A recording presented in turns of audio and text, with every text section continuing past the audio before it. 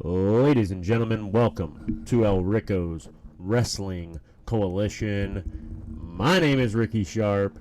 I want to welcome you. I am the creator, the purveyor, the curator, the director, writer, and host of El Rico's Wrestling Coalition.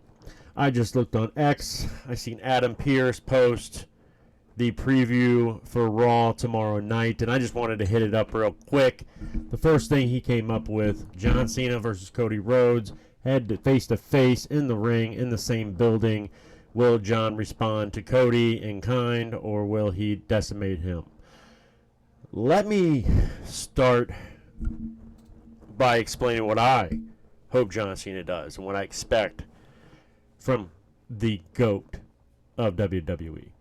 I expect him to come out. I expect him to explain to the entire audience why he did what he did, why he aligned himself with The Rock, why he was going after Cody, all this jazz. What I'd like him to do is reference the fact that he lost the Royal Rumble, that Jay did eliminate him.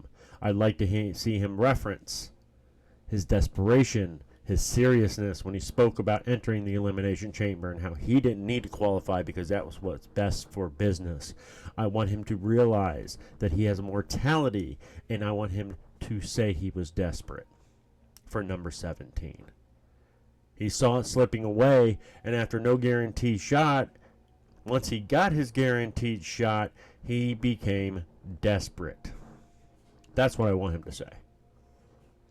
I want him to say something along those lines. I want him to go after Cody personally. I want him to go after Cody with reckless abandonment. I want him to attack Cody on the mic. And I want Cody to come out and respond. I want them to have a battle of words because I think that's what this needs.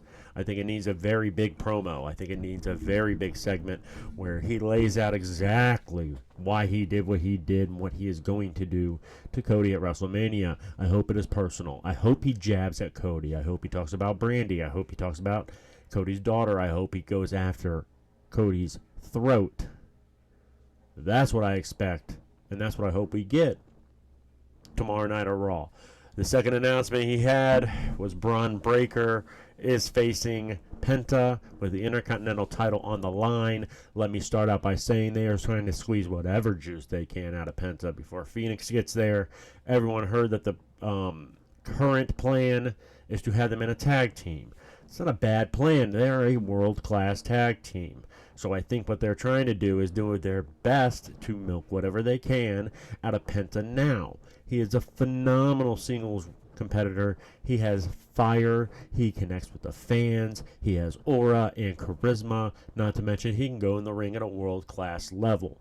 I have been a supporter of Penta for a very long time. I remember Penta back at Lucha Underground, and I believe that he is a star in the making. So I do believe they're putting him up against Braun Breaker. I think that gives Braun Breaker something to do. He's not really lined up for Mania yet. Maybe that is a Mania match. I assume it's going to end up no one getting pinned. I assume it's going to end up in a brawl and possibly set up a multi-man match for the Intercontinental title at Mania. Another match we have, Lyra Valkyrie going against Raquel Rodriguez. I think this is a lot about her getting reps. I think this is a lot about her showcasing her talent. I think this is a lot about her proving herself to the people who don't watch NXT. I think this is all about legitimizing the belt as a workhorse belt of the women's division. They seem to do that with the mid-card titles. They seem to split them apart. What they do is they take the Intercontinental title, make it a workhorse championship. Then they take that U.S. title and make it kind of a, I don't want to say a storyline character championship, but that's kind of what it is. If we look at the two champions right now, Lyra Valkyrie and Braun Breaker as the Intercontinental titles, and the U.S. champions being Chelsea Green and what was Shinsuke Nakamura, I think you can see where that lines up. I do love seeing Valkyrie wrestle. I think she's extremely talented. The next shot for her is going into Mania and stealing a show. That's what she needs to do. She needs to put her name on the map, and I think she has the skills to do so. I think she does need the reps, though, in front of a live crowd, particularly in front of a TV crowd as well, and I don't think that's a bad thing. Another match that has been announced as well, Jey Uso, mystery partner versus A-Town Down. A lot of people think the mystery partner is going to be Joe Hendry. And I believe in Joe Hendry. I think we all believe in Joe Hendry. I think it would be a fun pop. I think Jimmy would be better, personally.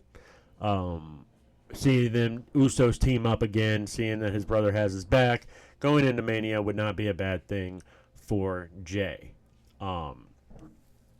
I firmly believe Gunther's going to get involved. I firmly believe at the end of the night you're going to see Gunther standing over Jay with the title, holding in his hand, if that's the route they want to go.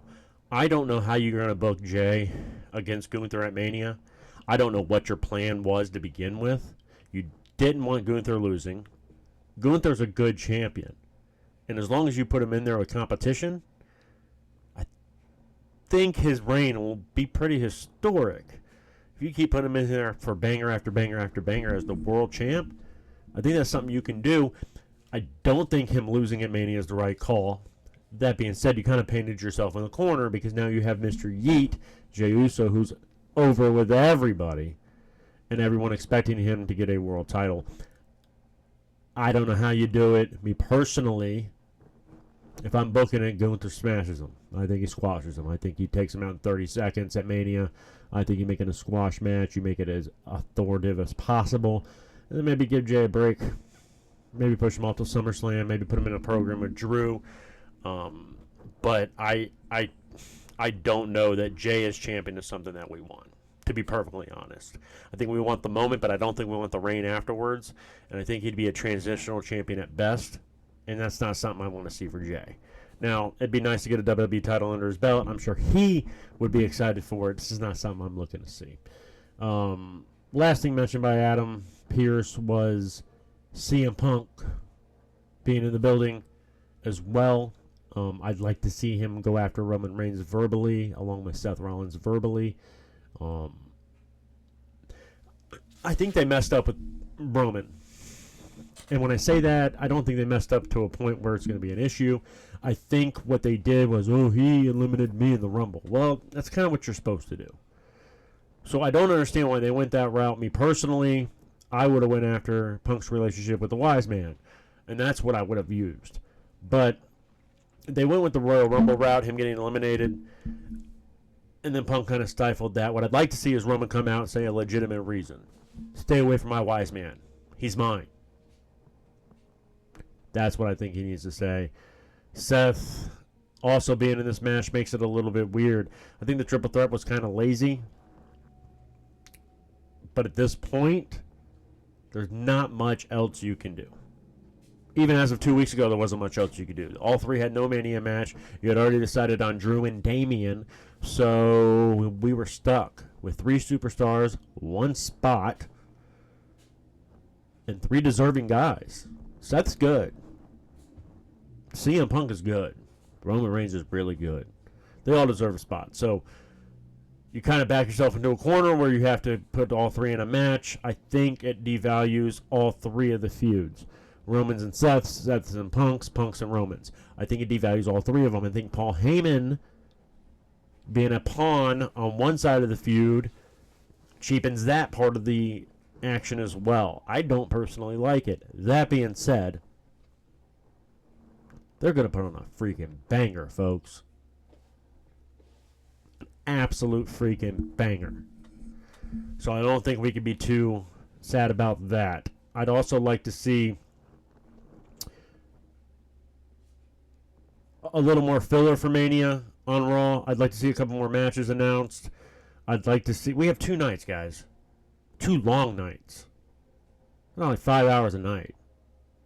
So I don't think you can get by with 4 or 5 matches. I think you need 6 or 7. I'd like to see more filler come in. I'd like to see those things advance. Tag titles would be nice to kind of get them on a Mania card. Chad Gable and excuse me, Dragon Lee finally go head to head. So it'll be a fun night of Raw. I'll be here. Special start time's 4 o'clock Eastern time.